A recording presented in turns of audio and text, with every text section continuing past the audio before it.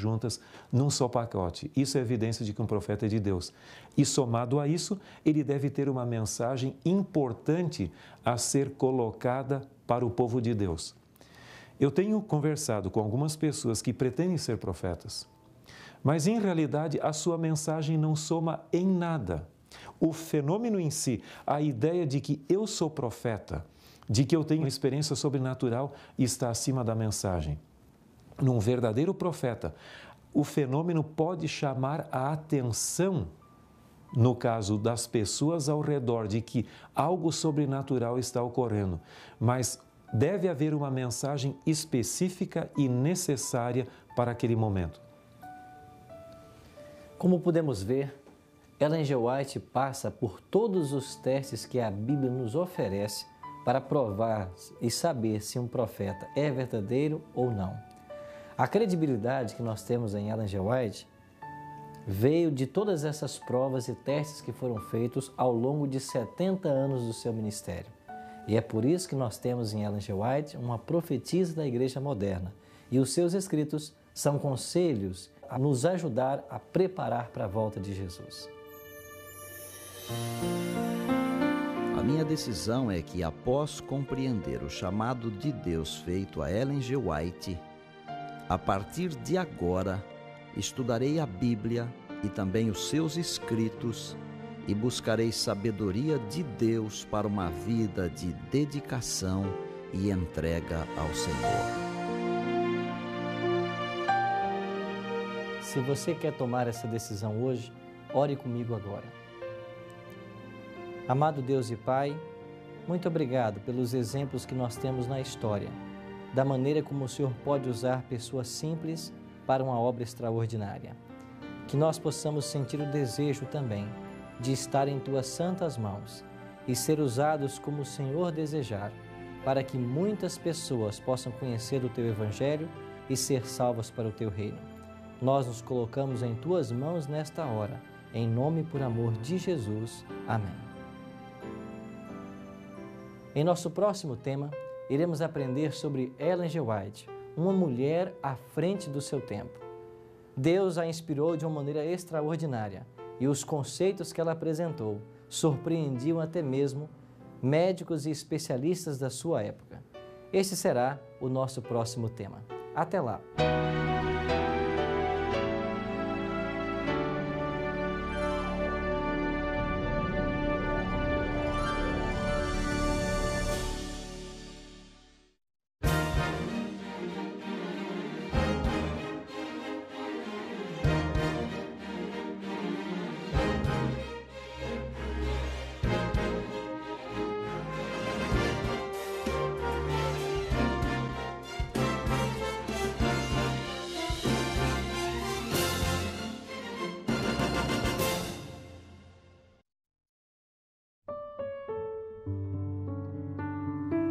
Olá, bem-vindo ao estudo de hoje. Por cerca de 50 anos, Ellen G. White escreveu extensamente sobre saúde. Ela preconizou princípios para os quais ainda não havia prova científica. Mas visto que Deus é o autor das leis naturais e também aquele que inspirou Ellen G. White, nós cremos que deve haver perfeita harmonia nesses dois campos de estudos.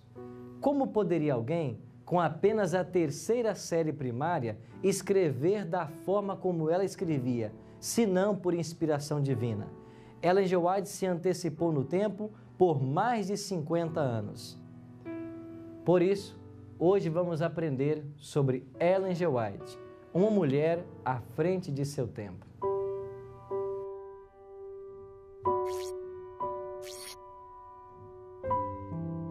Uma das evidências de como Deus usou Ellen G. White como sua mensageira foi com relação às instituições da igreja em Battle Creek. Algumas delas estavam sendo administradas por homens que tinham perdido sua consagração. Foi enviada uma advertência após a outra, recomendando que houvesse uma mudança nos métodos que estavam sendo adotados. Por ocasião da Assembleia da Associação Geral de 1901, soleníssimas advertências apareceram numa comunicação dirigida aos administradores da Review and Herald, as quais foram lidas perante a mesa administrativa em novembro de 1901. Ellen G. White escreveu: Sinto um terror na alma quando vejo a que ponto chegou nossa casa publicadora. Tenho até medo de abrir a review, temendo ver que Deus tenha purificado a editora pelo fogo. 13 meses depois disso, em 30 de dezembro de 1902, a casa publicadora foi destruída pelo fogo. Nunca se conseguiu determinar a causa, mas testemunhas oculares relatam que todo o edifício parecia ter se incendiado quase simultaneamente. Ao ser informada dessa calamidade, Ellen G. White escreveu: Não me senti surpresa pelas notícias tristes, pois nas visões da noite vi um anjo em pé com a espada flamejante estendida sobre Battle Creek. Naquele ano, o mesmo havia ocorrido com o sanatório de Battle Creek, a maior e mais conhecida instituição adventista no mundo. Queimou-se até os alicerces, em 18 de fevereiro. Posteriormente, Ellen G. White escreveu: O Senhor aniquilou duas das nossas maiores instituições estabelecidas em Battle Creek e nos transmitiu uma advertência após outra, tal como Cristo antigamente advertiu Betsaida e Cafarnaum. É necessário dar a maior atenção a toda palavra que sai da boca de Deus. Não pode haver de nossa parte afastamento das palavras de Cristo, sem que cometamos pecado. O Salvador insiste com os errantes, para que se arrependam. Os que humilham o coração e confessam os pecados serão perdoados. Suas transgressões serão relevadas.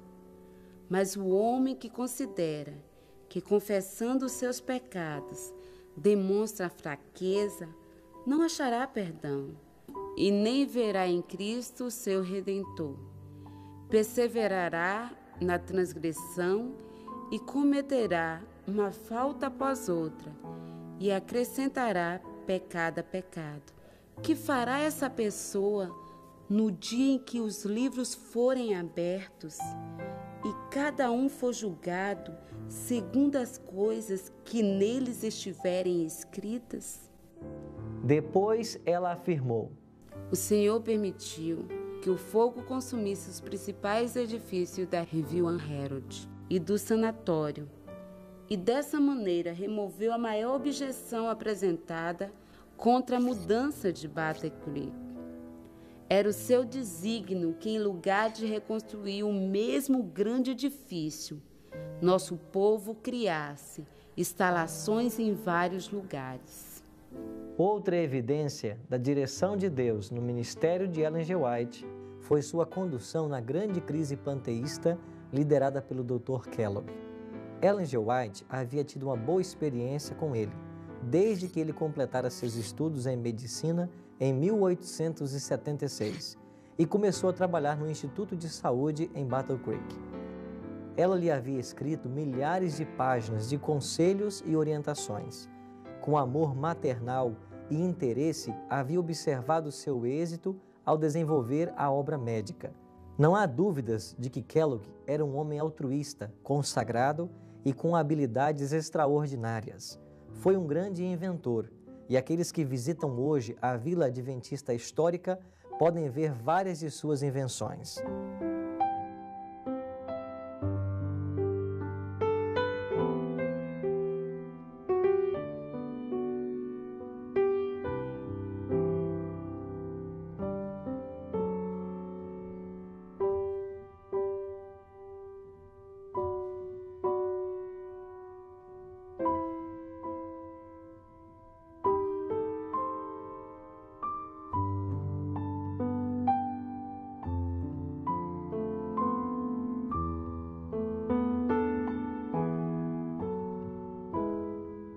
Principalmente através dele que o grande adversário, Satanás, introduziu nas fileiras do Adventismo o pensamento panteísta. Os pontos de vista chegaram a ser tão populares que foram ensinados no colégio em Battle Creek. Em 18 de fevereiro de 1902, o sanatório de Battle Creek pegou fogo até as suas bases e a denominação enfrentou a tarefa de reconstruí-lo.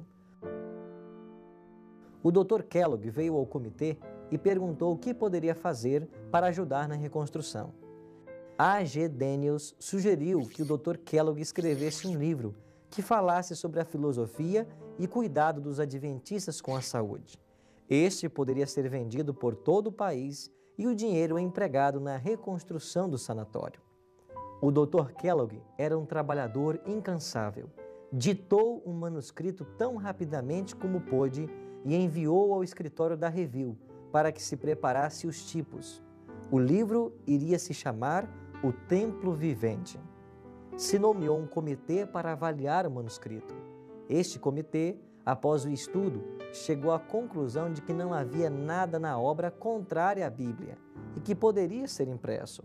Mas um membro do comitê, o pastor Prescott, informou: este livro causará mais danos do que bem. Nunca deveria ser impresso. O comitê da Associação Geral aceitou o informe da minoria. O Dr. Kellogg ficou indignado. Intrepidamente, Kellogg entregou um pedido pessoal à Review para que imprimisse o livro.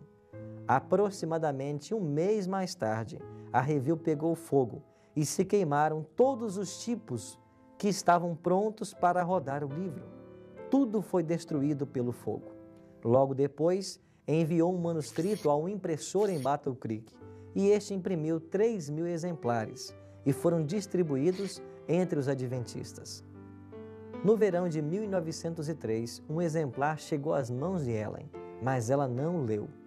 Isto era comum a ela. Quando um assunto estava em discussão, ela não lia para que não fosse influenciado por uma ou outra parte. Por insistência de seu filho, Willie, ela ouviu ele ler algumas partes que poderiam ajudá-la na compreensão do tema. No dia 7 de outubro de 1903, começou o Concílio Outonal da Associação Geral em Washington. Poucos dias depois, chegou o Dr. Kellogg. Ainda que esse assunto não fizesse parte da agenda normal, se pôs de lado a agenda e usaram um dia para discutir o assunto do livro e do panteísmo. Houve discussão todo dia, havia muita confusão, e quando chegou às 9 horas da noite, o pastor Daniels encerrou a sessão para descanso, mas não se atreveu a colocar o assunto em votação, de modo que todos começaram a ir para os seus alojamentos. O Dr. Paulson, que apoiava fortemente o Dr. Kellogg, dirigiu-se ao pastor Daniels, sacudindo o dedo em sua direção e declarou: você está cometendo o maior equívoco de sua vida. Depois de toda essa agitação, uns dias desses você vai se encontrar no meio do povo e outro será o presidente no seu lugar. O pastor Daniels respondeu: não creio em sua profecia. Como quer que seja, prefiro estar no meio do povo fazendo o que crê minha alma ser correto do que andar com os príncipes, fazendo o que a minha consciência diz que é mal. Quando entrou na casa, uma correspondência de Ellen G. White de 7 páginas havia chegado para o pastor Daniels, condenando as heresias apresentadas no livro e dizendo que este não poderia ser impresso. Esta correspondência havia sido enviada muitos dias antes por Ellen G. White. Na manhã seguinte, após a oração inicial, o pastor Daniels anunciou que tinha recebido uma correspondência de Ellen G. White e gostaria de ler os testemunhos. Todos se assentaram atenciosos para escutar o que ela tinha a dizer. Enquanto se apresentava o testemunho à congregação e declaração após declaração falando da falsidade dos ensinos do panteísmo, fortes améns eram pronunciados e lágrimas começaram a rolar na face de muitos. Neste momento, se mudou o curso dos acontecimentos. Quando terminou a leitura, um pastor se pôs de pé e sugeriu que aqueles que quisessem ficar do lado de Ellen G. White também se colocassem em pé. Quase todos se levantaram. Naquela sessão, o Dr. Kellogg disse que mudaria sua fraseologia das partes teológicas do livro, mas finalmente, com sua inconstância, não mudou e seguiu crendo no panteísmo até que finalmente foi excluído da igreja.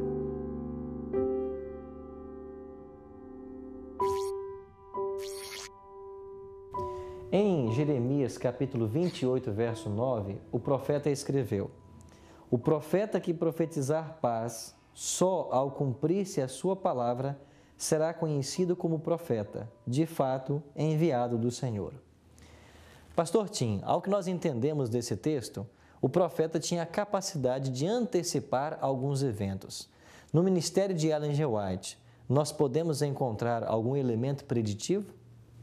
Nós encontramos realmente vários, mas apenas a título de exemplificação, um dos que mais me impressiona é a declaração que ela faz a respeito do ecumenismo.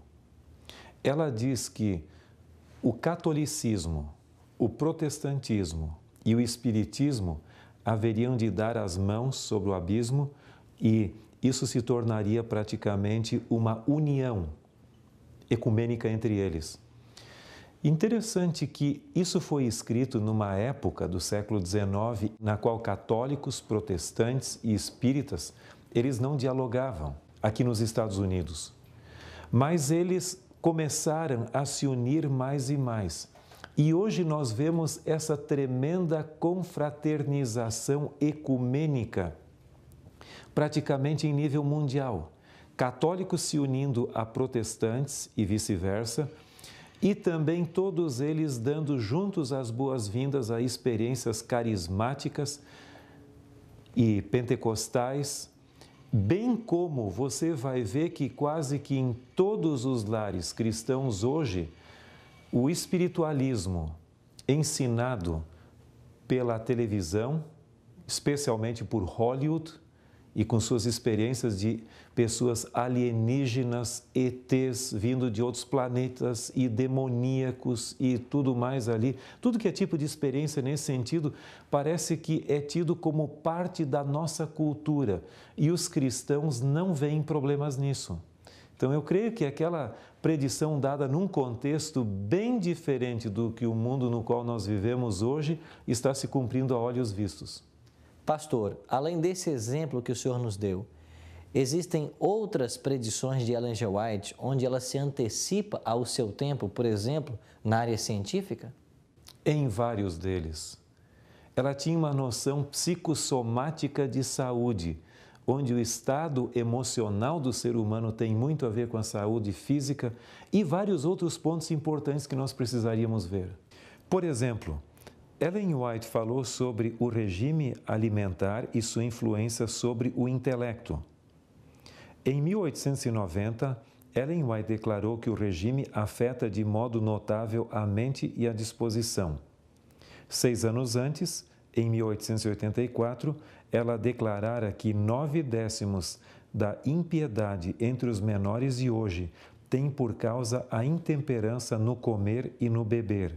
Cerca de 60 anos depois, em 1966, o periódico Alimento Hoje cita que o maior problema em matéria de nutrição que se apresenta aos adolescentes hoje é a obesidade. Outro aspecto importante diz respeito às gorduras e doenças do coração e vasos sanguíneos. Em 1896, ela escreveu: "Tanto o sangue como a gordura de animais são consumidos como uma iguaria. Mas o Senhor deu instruções especiais quanto a não deverem eles ser consumidos. Por quê? Porque seu uso ocasionaria uma enorme corrente sanguínea enferma no organismo humano. A desconsideração das direções especiais do Senhor tem trazido uma porção de dificuldades e doenças aos seres humanos. Se eles introduzem no próprio organismo aquilo que não pode formar carne e sangue de boa qualidade, tem de suportar os resultados de seu menosprezo à palavra de Deus." Nos Testemunhos, volume 2, página 61, com data de 1868, Ellen White advertiu certas pessoas muito obesas de serem susceptíveis a ataques de doenças agudas e à morte súbita, se continuassem um programa dietético em que predominassem gorduras animais. Essas advertências foram repetidas em anos consecutivos. Hoje sabemos que ataques de doenças agudas, tais como oclusões coronárias e infartes, são a maior causa de mortes súbitas em alguns países. Um outro exemplo que pode ser citado diz respeito ao câncer e suas causas. Em 1905, em Ciência do Bom Viver, página 313, Ellen White fez referência a germes de câncer.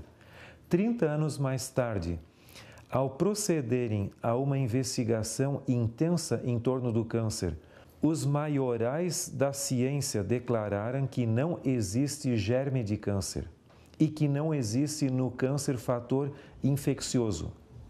Então, em 1956, o Dr. Wendell Stanley, virologista da Universidade da Califórnia, declarou acreditar que a maioria dos cânceres humanos são causados por vírus.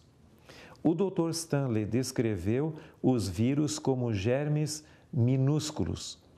Aventou a ideia de que o vírus do câncer pode permanecer latente no corpo humano e então ativar-se ao avançar a idade, ou por causa de indiscrições dietéticas, desequilíbrio hormonal, produtos químicos, radiações ou o conjunto dessas pressões.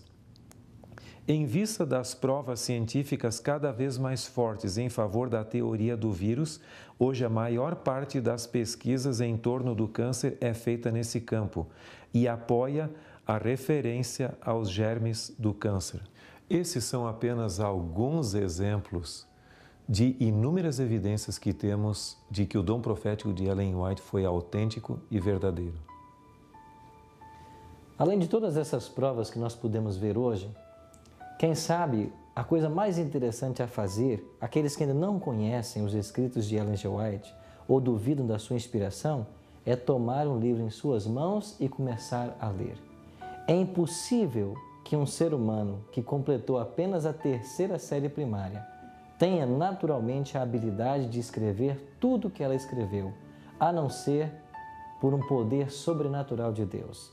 E esse poder sobrenatural de Deus ajudou-a até mesmo nessas predições como nós acabamos de ver. Isso tudo só nos leva a crer de que Ellen G. White foi uma mulher à frente de seu tempo.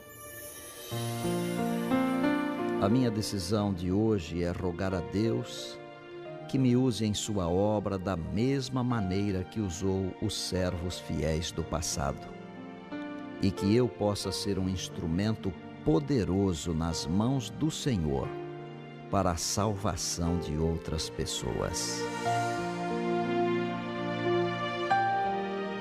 Se esta é a sua decisão, ore comigo. Grande Deus e Pai, após havermos estudado o elemento preditivo em Ellen G. White, a forma maravilhosa como lhe foi revelado, acontecimentos da ciência, do saber, nós queremos reconhecer a inspiração divina desta tua serva. Ajuda-nos agora a viver à altura dos conselhos que ela nos deixou e que eles contribuam para o nosso preparo para a tua breve volta. Te oramos em nome de Jesus. Amém. Em nosso próximo encontro, iremos aprender sobre Ellen G. White, promotora de conceitos inspirados. Até lá!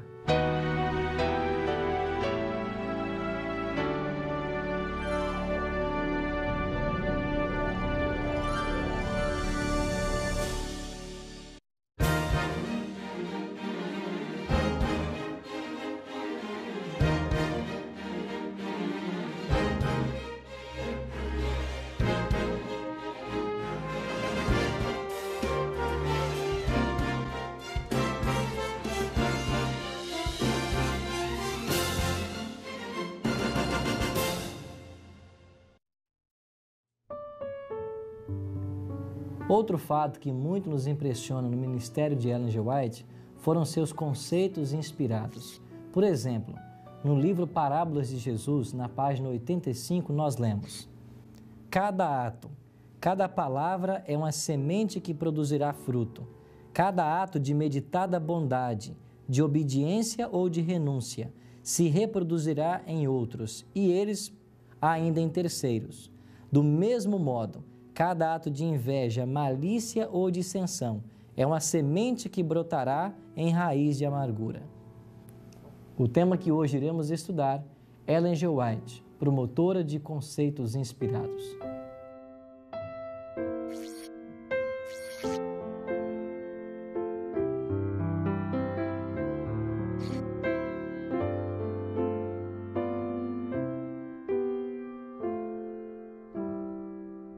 Nós estamos na Universidade Andrews e aqui está o Centro de Pesquisa Ellen G. White. Como este, nós temos 18 centros espalhados pelo mundo.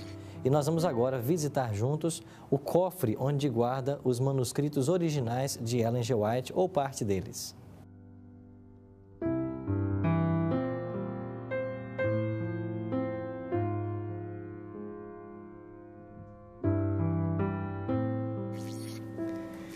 Esses cofres são de acesso restrito e aqui nós podemos ver, em primeira instância, aqui está a biblioteca particular de Ellen White ou parte dos livros que ela estudava. Quando faleceu, tinha aproximadamente 1000 livros. Aqui nesse armário estão guardados as cópias e originais das cartas de Ellen G. White. Nós podemos ver aqui, todas as cartas de Ellen G. White estão guardadas nessas gavetas. Aqui nós podemos ver, por exemplo, uma das cartas datilografadas. Primeiro a carta ela datilografada, depois isso voltava para a mão de Ellen G. White e ela fazia as correções e era refeito, datilografado outra vez por suas secretárias. Aqui nós podemos ver uma carta manuscrita de Ellen G. White. Essa carta foi escrita em 26 de agosto de 1907, em Santa Helena, lá no sanatório da Califórnia. E aqui nós podemos ver um manuscrito original de Ellen G. White.